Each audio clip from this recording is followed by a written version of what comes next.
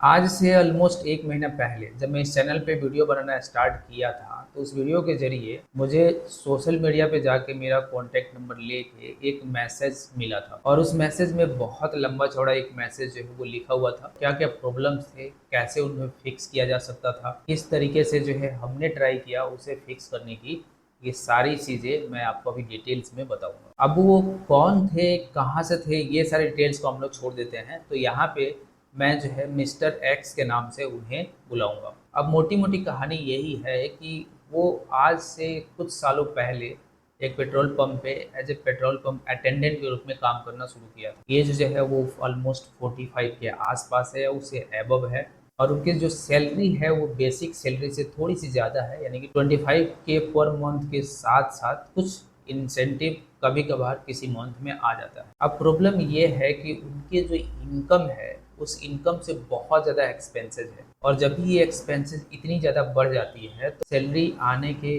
7-8 दिन बाद उनकी हालत फिर से उसी कंडीशन में पहुँच जाती है, जिस कंडीशन में वो हमेशा रहते रहते हैं। अब उन्होंने मुझे मैसेज ये सारे प्रॉब्लम के साथ किया और एक साथ और नोट में डाला कि मैं आपको कुछ भी दे नहीं पाऊँगा, अगर आप मेरी ये प्रॉब्लम थोड़ी-सी फिक्स कर सकते हो या इसे समझ सकते हो कि मैं क्या करूँ, मुझे कुछ भी समझ में नहीं आ रहा है। तो मैंने सोचा इस पे एक कलेक्टिव एक्शन लेना चाहिए और देखना चाहिए किस तरीके की कंडीशन है, समझ सके और उसके बाद ट्राई करें कि किस तरीके से उनके फाइनेंसेस को फिक्स किया जा सकता है। इस वीडियो में मैं उसी के बारे में बताऊँगा और टोटल जब 1 मंथ हो गया, तो दोबारा जो है मैंने उन्हें कॉल किया था और उसके बाद से हमने ये समझने की कोशिश की किस सिचुएशन में ये हालात चल रहा है। क्या जो हालत शुरुआत में था उससे बेटर हो रहा है या अभी नहीं हो रहा है?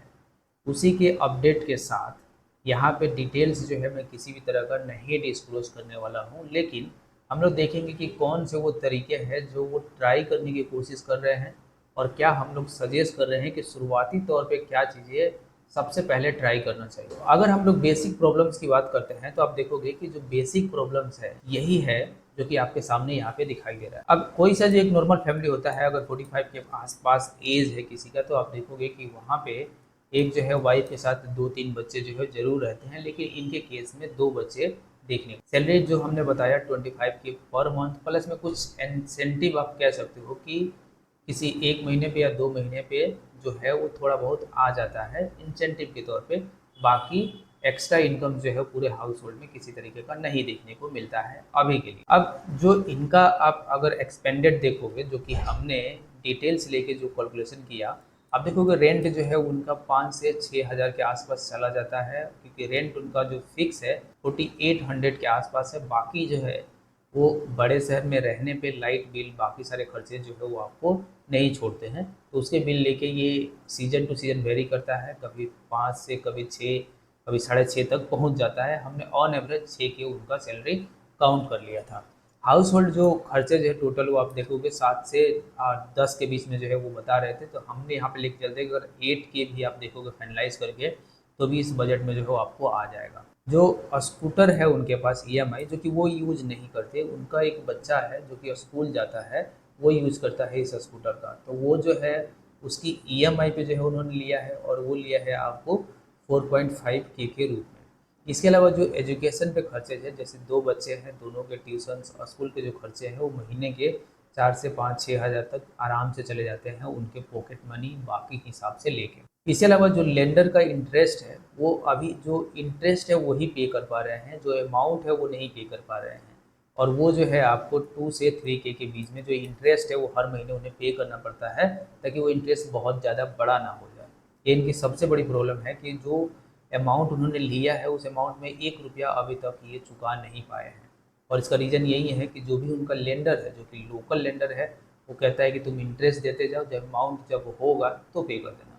और ये सिनेरियो आज से नहीं, जब वो 2-3 साल पहले स्कूटर अपना लिए थे तो पहला कुछ जमा करने के लिए उन्होंने जो है वो कुछ अमाउंट उठाया था, उसी अमाउंट का इंटरेस्ट जा रहा है। उसके बाद हमने देखा जो उनका ट्रांसपोर्ट बिल है, उन्हें पर राइड जहाँ उनकी लोकेशन है रहने की, अब जो उनका रेंट है वो थोड़ा सा सस्ता है, तो उसके लिए उन्हें जो है थोड़ा सा आउटसाइड इलाके में जाके रहना पड़ता है अपनी फैमिली के साथ और वहाँ से उन्हें ट्रैवल करने के लिए 20 रुपये जो है वो चार्जेस लगते हैं दोनों तरफ से।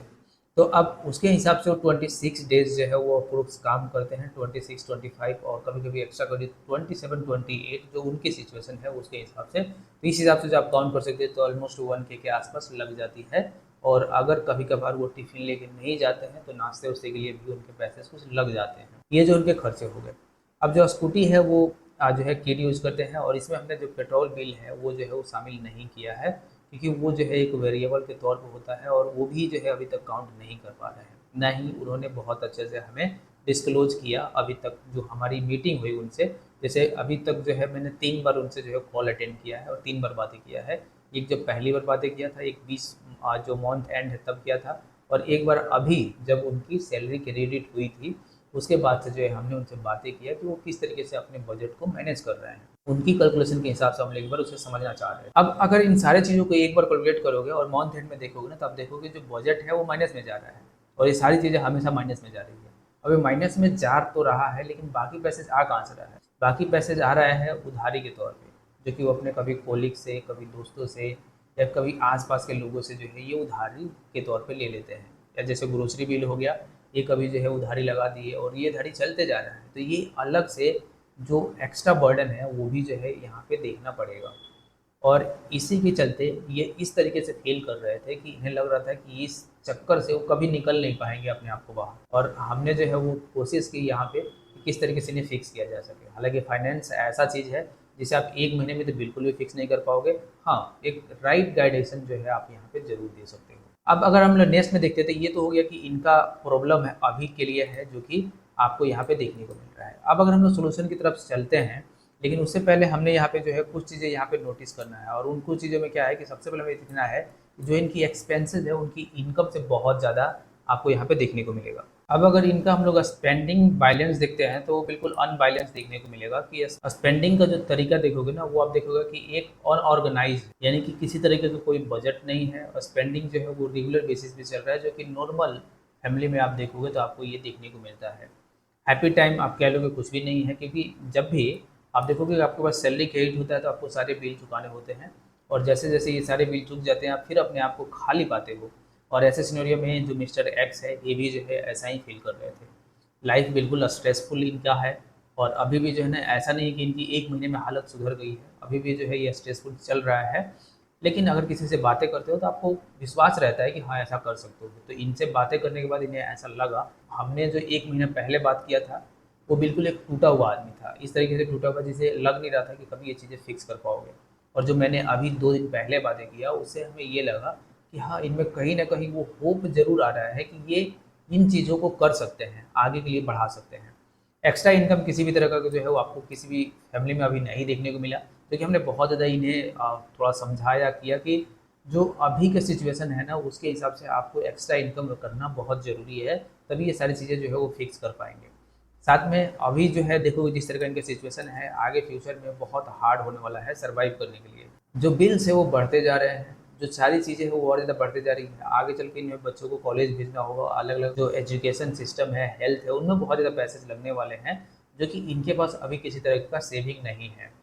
और ये हालत जो है हमने अभी तक एनालिसिस करके यहाँ पे निकाला है इनका। फिक्स करने की कोशिश करते हैं किस तरीके से, जो हो हमने इन्हें बताया कि ये चीज़ें आपको सबसे पहले आपने फिक्स करनी है, तभी जो है आप आगे की तरफ देख सकते हो या बढ़ सकते हो। सबसे पहला स्टेप जो हमने इन्हें बताया कि आपको जो अपनी इनकम है और जो एक्सपेंसेस है उसको लिस्ट आउट करना है। और ये बहुत ज़्यादा ज़रूरी हो जाता है लिस्ट आउट करना, क्योंकि अगर इनकम और एक्सपेंसेस में इनबैलेंस है तो वो कैसे दिखाई देगा? जब आपके पास लिखा हुआ होगा, आप उसकी बजट बना लोगे, बहुत अच्छे से लिस्ट करके रखोगे, तभी तो आप देख पाओगे कि महीने के लास्ट में आपको क्या चीज़ें देखने को मिलता है। तो हमने उन्हें ये नहीं बताया कि आप किसी तरह का ऑनलाइन सॉफ्टवेयर यूज़ करो, बाकी चीज़ें यूज़ करो, क्योंकि उनके पास एक छोटा-सा जो है वो कॉल आप जो है देखोगे, और फ़ोन भी जो है वो स्मार्टफ़ोन उनके पास तभी आता है जब वो घर पे आते हैं, बाकी टाइम पे उनके पास घर पे रहता है। तो अब यहाँ पे हमने किया कि आप छोटा-सा नोटबुक ले लो और नोटबुक में आप कुछ इस तरीके का ग्राफ बनाओ कि एक तरफ अपनी इनकम लिखो और एक तरफ आप एक्सपेंसेस लिखो। तो उनका जवाब ये था कि इनकम जो है वो मेरी फ़िक्स है, क्योंकि इससे ज़्यादा इनकम तो जो है वो कहीं से होती नहीं है। तो हमने फिर भी कहा कि आप ट्राई करो कि उसे लिख के रखो। अब हाउस होल्ड इनकम जो है टोटल कितना होता है ये लिखो, यानी कि जो एक्स्ट्रा इनकम आप अर्न करते हो उसको यहाँ पे नोट आउट करो, जो आपकी इनकम है वो नोट आउट करो, जो आपकी फैमिली अगर कहीं से एक्स्ट्रा इनकम अर्न कर रही है तो उसे नोट डाउन करो, और देखो कि किस तरीके से इनकम जो है वो हो रहा है।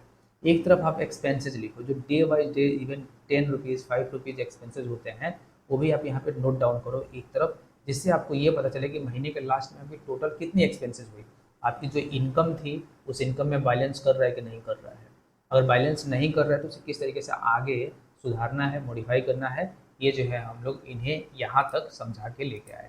अब जो नेक्स्ट टॉपिक है, हमने दूसरा बताया कि आप फाइनेंशियल गोल जो है वो सबसे पहले सेट करना शुरू करो। अब इनके कंडीशन में देखो, फाइनेंशियल गोल अलग अलग हो सकता है, मेरे कंडीशन में अलग है, आप देख लो वीडियो आपके कंडीशन में अलग है, किसी और की कंडीशन हम लोग बात करेंगे तो उसकी कंडीशन में अलग है। लेकिन यहाँ पे जो ये फ्रेमवर्क है इनके हिसाब से क्या कि हमने देखा कि 6 महीने में आप ट्राई ये करना है कि आपको जो सारे लोन है ये एटलीस्ट फिक्स कर दो, जो आपके ईएमआई है ये फिक्स कर दो, जो आपने हाई इंटरेस्ट लोन लिए हैं वो फिक्स कर दो। और ये 6 महीने में कैसे फिक्स करोगे कि आपको अपनी इनकम को इंक्रीज करना होगा, अपनी स्पेंडिंग को कट करना होगा, उसे बजट में जो है वो लेके आना होगा, तभी जो है आप ये सारी चीज़ें कर पाओगे। और ऐसा बिल्कुल नहीं कर सकते कि एक लोन चुकाने के लिए दूसरा लोन ले लो और उसे चुकाने के लिए तीसरा ले लो, क्योंकि ये क्या होगा कि सबसे बड़ी मिस्टेक्स आपको यही देखने को मिलेंगे। अब उसके बाद से हमने कहा कि 6 महीने तो है आप ये गोल बनाओ, और जो 1 ईयर है वो आप ये गोल बनाओ कि आपके पास इमरजेंसी फंड होना चाहिए, क्योंकि इमरजेंसी फंड बहुत ज़रूरी है आपको एक स्ट्रेसफुल लाइफ से बाहर निकालने के लिए। तो दूसरा हमारा सजेशन था, जो 1 ईयर का गोल है वो है कि आप इमरजेंसी फंड 1 ईयर में एटलीस्ट सेट कर लोगे कि जो 2-3 महीने के जो सर्वाइवल है उतना आप इमरजेंसी फंड इकट्ठा कर लो। उसके बाद से आप इन्वेस्टिंग जो है वो शुरू कर सकते हो। और इनके केस में ये भी है कि ये 45 के एबव है, और 45 के एबव होना अपने आप में बहुत हार्डशिप है जब आप मंथली इनकम बहुत ज़्यादा कम कर देते हो। इस सिनेरियो में बहुत ज़्यादा डिफिकल्ट टाइम ज़रूर है, क्योंकि जब आदमी अपने फ्यूचर्स के बारे में या कहीं ऐसे देख के, जैसे हमारे जैसे लोग वीडियो बनाते हैं, तो ऐसी चीज़ें देख के जब सोचने लगता है तो होता है कि उसने अपनी पूरी लाइफ जो है अभी तक वेस्ट कर दिया है। अगर आप 45 की एज में चले जाते हो और इस तरह के कंडीशन में जी रहे हो, तो ऐसा बिल्कुल लगने लगेगा कि आपकी लाइफ बिल्कुल भी जो है वो एक अलग तरीके से चल रही है, ख़त्म हो जाएगी, बाकी दुनिया से कट गई है। अब इस समय से जो है वो इन्वेस्टिंग कैसे करेंगे, कहाँ करेंगे, किस तरीके का फंड करेंगे, क्योंकि आपको इस टाइम पे जब आप 45 में हो तो आपको ये भी देखना पड़ेगा कि आपका रिस्क मैनेज हो रहा है कि नहीं हो रहा है, कितना ज़्यादा रिस्क लेके चल रहे हो, और उस रिस्क को कैसे मैनेज किया जा सकता है उसको हम लोग डिटेल्स में, जैसे वो ये चीज़ें शुरू कर देंगे तब उनके साथ जो है वो ये चीज़ें हम लोग डिस्कस करेंगे, जिसको आने वाले वीडियोज़ में मैं आपके साथ ज़रूर बताऊँगा। और इस वीडियो का जो अगला पार्ट होगा, जैसे अगले मंथ इनकी हम लोग फाइनेंशियल कंडीशन देखेंगे, तो अगर आप चाहते हो कि लेके आए तो उनको ज़रूर लेके आएंगे। बाकी जो लोग हैं, आप चाहते हो कि आपकी फाइनेंशियल कंडीशन हम लोग स्टडी करें, तो हम लोग ज़रूर जो है उस पर करेंगे, अगर आप कॉन्टेक्ट करते हो तो उसके हिसाब से। तो ये जो है हमने जो स्टेप 2 बताया कि ये आपको सबसे पहले गोल सेट करना है। और आप जब ऐसी गोल किसी को बताते हो तो उनका सबसे पहले यही सवाल आता है कि मेरे पास तो 1 रुपया भी नहीं बच रहा है, तो मैं सारी चीज़ें करूँगा कैसे। तो फिर से यही जवाब है कि आप सारी चीज़ों को ऑर्गेनाइज करना शुरू करो। जब तक आप सोचोगे नहीं तब तक ये सारी चीज़ें अपने आप तो होगा ही नहीं, ना कोई दूसरा आएगा। देखो, आपकी हालत सुधारने कोई और नहीं आ सकता, क्योंकि वो आप ही हो जो अपने आप को बचा सकते हो या अपने आप को सुधार सकते हो, दूसरा कोई नहीं आने वाला। स्टेप 3 की अगर हम लोग बात करते हैं यहाँ पे, तो वो है बिल्ट अ बजट। अब बजट क्या है, देखो सबसे पहले हमने बोला कि आपके पास एक बजट बनाना है। अब बजट में आपको इस तरीके से लेके चलना है कि आपके पास 2 तरीके हो सकते हैं। आप जो है किस चीज़ को अनअवॉइड कर सकते हो, जैसे आपका रेंट है, हाउस होल्ड खर्चेज हैं, बाकी सारी जो चीज़ें हैं उसको आप अवॉइड नहीं कर सकते। अब बिना खाए आप रह नहीं सकते, बिना घर के आप रह नहीं सकते।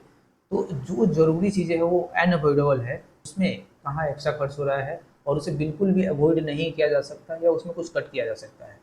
तो जब बजट बनाने की बारी आई तो हमने ये सलाह दिया कि आप ये चीज़ें देखो कि कौन सी ऐसी चीज़ें हैं जिसको आप अवॉइड नहीं कर सकते, वो करना ही है, और कौन सी ऐसी चीज़ें हैं जिसको आप अवॉइड कर सकते हो। जैसे अवॉइडेबल में क्या हो सकता है, एक्स्ट्रा चीज़ें क्या है जो कि आप यहाँ पे कर सकते हो और उसे अवॉइड कर सकते हो। जैसे कि अगर कोई एक्स्ट्रा फंड्स है तो आप उसे यूटिलाइज़ कर सकते हो, अगर कोई एक्स्ट्रा खर्चेज है उसे कट कर सकते हो, कोई इस तरह का इम्पल्स बाइंग है उसे कट कर सकते हो। जैसे कोई फेस्टिवल आता है तो उस समय आप मैनेज कर सकते हो अपनी बजट को, क्योंकि एक मिडिल फैमिली में क्या होता है कि जब भी कोई फेस्टिवल आता है ना, तो जितना हम सेविंग रखते हैं उसे खर्च करने के लिए उससे ज़्यादा खर्च करते हैं। तो आप उसे मैनेज कर पाओगे, उसे मैनेज कर पाते हो तो आपका जो वो होता है ना कि आप पूरे महीने सेव करके लेके आते हो, लेकिन जैसे कोई फेस्टिवल आता है उस फेस्टिवल पे आप इम्पल्स बाइंग कर लेते हो, या इम्पल्स के कारण आप कुछ ज़्यादा ही जो आपकी एक्सपेक्टेशन रहती है उससे ज़्यादा आगे निकल जाते हो। तो ये चीज़ें आपको कंट्रोल करनी है, और यही चीज़ें हमने यहाँ पे बताया कि आपको फॉलो करना है कि बजट किस तरीके से आप लेके चल रहे हो।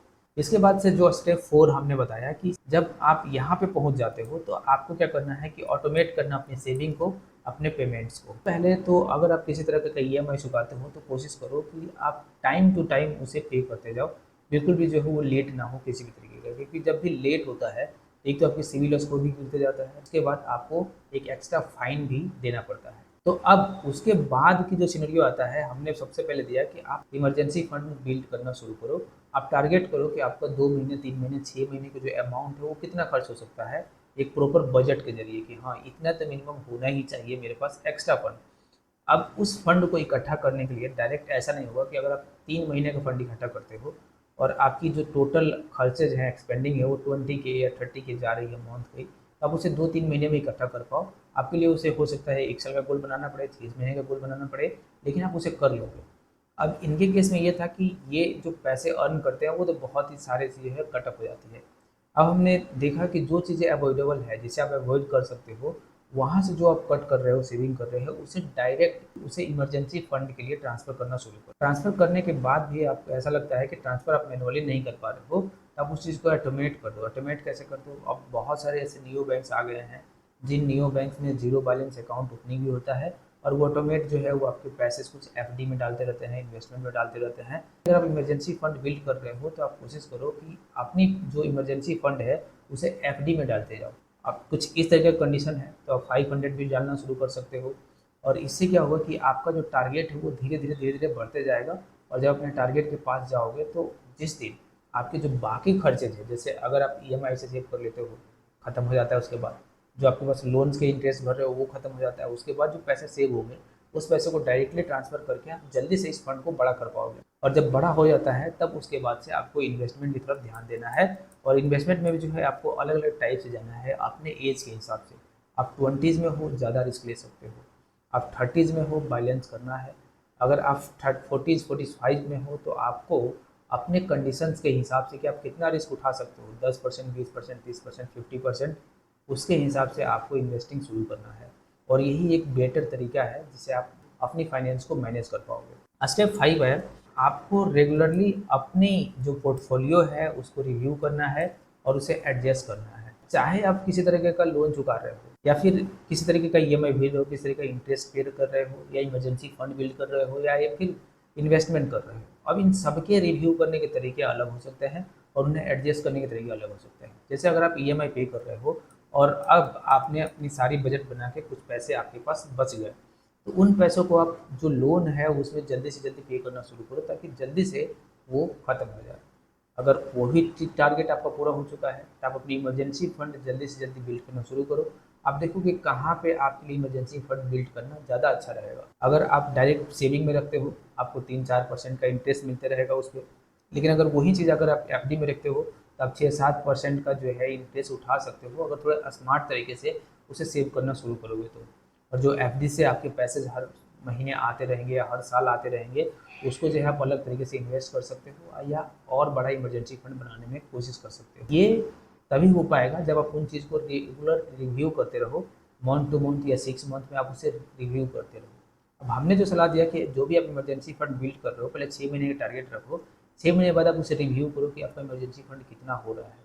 अगर 6 महीने तक आपका टारगेट नहीं पूरा हो रहा है तो आप उसे कोशिश करो कि उसे 1 साल 1.5 साल के बाद तक एक बड़ा सा टारगेट बनाओ। तब तक बाकी जो आपने टारगेट बना रखा है, सेट कर रखा है, जो भी आपको ईएमआई पे करना है, उनसे आपके पैसे जो बचने लगेंगे उसको यहाँ पे डालना शुरू कर दो। इसलिए अगर आप इन्वेस्टमेंट कर रहे हो तो आपको हर ईयर अपने पोर्टफोलियो को रिव्यू कर जरूर करना चाहिए कि कौन सा जो इन्वेस्टमेंट है वो ग्रो कर रहा है, कौन सा जो है वो ग्रो नहीं कर रहा है। अगर कोई ग्रो नहीं कर रहा है, आप पिछले 1-2 साल से इन्वेस्ट कर रहे हो, तब उसे स्विच कर दो उसमें जो ग्रो कर रहा है, या फिर किसी दूसरे फंड में जो कि ग्रो करने के चांसेस दिखाता है। क्योंकि आपको ऐसा बिल्कुल भी नहीं करना चाहिए कि जो 1-2-3 सालों तक ग्रो नहीं कर रहा है और उसमें डायरेक्ट पैसे डाले जा रहे हो। आप उन फंड में स्विच कर जाओ। और बहुत सारे मार्केट में ऐसे ऐप अवेलेबल है इन्वेस्टमेंट वाले जो कि आपके पोर्टफोलियो को दिखाते रहते हैं कि कौन सा पोर्टफोलियो आपका जो है वो ग्रो कर रहा है, कौन नहीं कर रहा है।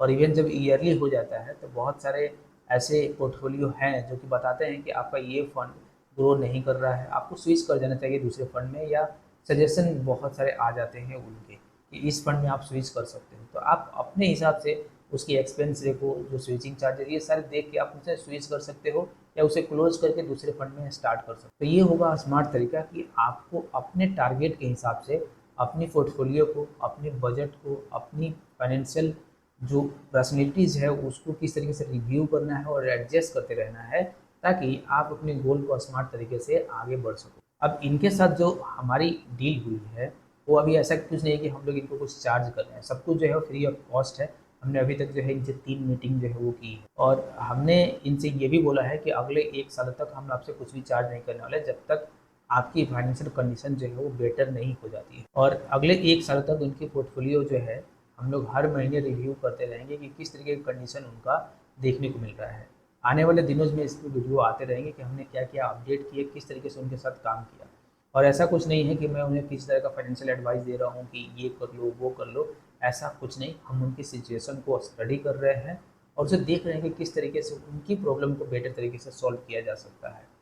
ये प्रॉब्लम किसी की भी हो सकती है, सबकी हो सकती है। आप अपनी सिचुएशन, अपने कंडीशन में फंसे होंगे, उसे किस तरीके से बेटर बनाया जा सकता है, उसके लिए भी अगर आप कांटेक्ट करते हो तो हम लोग कोशिश ज़रूर करेंगे कि उसे किस तरीके से बेटर तरीके से ऑर्गेनाइज कर सकते। अगर देखो ये स्टोरी आपसे रिलेटेबल लग रहा है तो आप ज़रूर कहीं ना कहीं एक ऐसे कंडीशन में फंसे हो जहाँ पे फाइनेंशियल क्रंच आपको देखने को मिल रहा है। अगर नहीं है तो बहुत अच्छे तरीके से आप ग्रो कर रहे हो, और कोशिश करो उस कुछ स्टेप्स को जो है आप फॉलो करते रहो।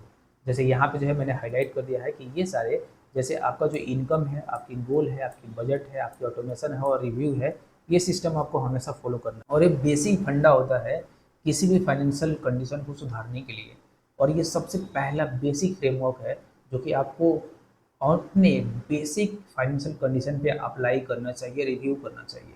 और जिस दिन से आप ऐसा करना सीख जाओगे, आप देखोगे कि आपकी कंडीशन जो है वो धीरे धीरे बेटर बनते चली जाएगी। अब ऐसे बहुत सारे फ्रेमवर्क हमने डेवलप कर रखे हैं कि ये जो है बेसिक फ्रेमवर्क है, जो कि वैसे लोगों को हम लोग अप्लाई करने की कोशिश करते हैं जो कि बिल्कुल अपनी कंडीशन से स्ट्रेसफुल है, परेशान है, और किसी भी तरह का जो है वो बजट नहीं बना पा रहे हैं। अब ऐसे बहुत सारे लोग होंगे जो कि अच्छे तरीके से ग्रो कर रहे हैं, उन्हें और अच्छे तरीके से ग्रो करना है, अपनी कंडीशंस को बहुत जल्दी अचीव करना है, अपने एम्स को बहुत जल्दी पाना है। तो उसके लिए हमारे पास अलग अलग तरीके के फ्रेमवर्क हैं जो कि आपके हिसाब से कस्टमाइज़ किया जाता है। जैसे ये कंडीशन इनके हिसाब से कस्टमाइज़ किया हमने, और ये वीडियो जो है मैंने बनाने के लिए उनसे ज़रूर पूछा था। तो हमने पूछा था कि क्या उनके नाम, एड्रेस, ये सारी चीज़ें यूज़ किया जा सकता है। उन्होंने बोला कि नहीं। तो हमने बोला कि हम उनकी पेशा को ज़रूर यूज़ कर लेंगे, लेकिन उनके नाम, कंडीशंस और जो उनके एड्रेस है या पहचान है उसको नहीं बताएंगे, क्योंकि इससे हो सकता है कि जो उनके आस-पास के लोग हैं, अगर कोई वीडियो देखता है या उनके कोई रिलेटिव से वीडियो देखता है, तो वो अपने आप को इस कंडीशन में नहीं समझते कि वो लोगों के सामने आ सके। लेकिन जिस दिन भी आने वाले 1 डेढ़ सालों में अगर वो कभी ऐसा सामने आते हैं हमारे पे, कैमरा पे या फेस टू फेस बातें करते हैं, तो हम लोग कोशिश करेंगे कि उनके साथ एक अच्छा सा इंटरव्यू रखा जाए, उनसे बातें किया जाए। अगर उनकी फाइनेंशियल कंडीशन सुधरती है, तो अगर वो आना चाहेंगे तो हम लोग ज़रूर जो है वो लेके आएँगे आपके लिए। अब ये जो था, ये वाला कंडीशन जो है आपको यहाँ पे देखने को मिल गया, जो उनकी कंडीशन था और जो हमने अप्लाई किया, वो जो है मैंने आपको यहाँ पे बता दिया है। अब बात कर लेते हैं कि अगर आप मुझसे जुड़ना चाहते हो और चाहते हो कि आपकी कंडीशन को हम लोग समझें, उसके हिसाब से एक फ्रेमवर्क जो है वो डिज़ाइन किया जाए और उस फ्रेमवर्क पे जो है आप अच्छे से काम कर सको, या एक अलग तरीके से आपकी कस्टमाइज़ फ्रेमवर्क आपको मिल जाए, तो आप जो है डायरेक्टली इस वाले ईमेल आईडी पे जो है हमें कॉन्टैक्ट कर सकते हो, या फिर व्हाट्सएप या कॉल पे जो है आपको यहाँ से देखने को मिल जाएगा, जो कि आप डायरेक्टली यहाँ से आप कॉल करके हमें ये सारी सजेशंस और बाकी चीज़ें जो है यहाँ पे दे सकते हो, और आपकी कंडीशन को जब हम लोग समझ के उसके हिसाब से फ्रेमवर्क जो है वो डेवलप कर देंगे। तो आशा करते हैं वीडियो आपको अच्छा लगा होगा। अच्छा लगा है चैनल सब्सक्राइब कर लेना। Thank you for watching this video. मिलते हैं अगले वीडियो में, तब तक के लिए धन्यवाद।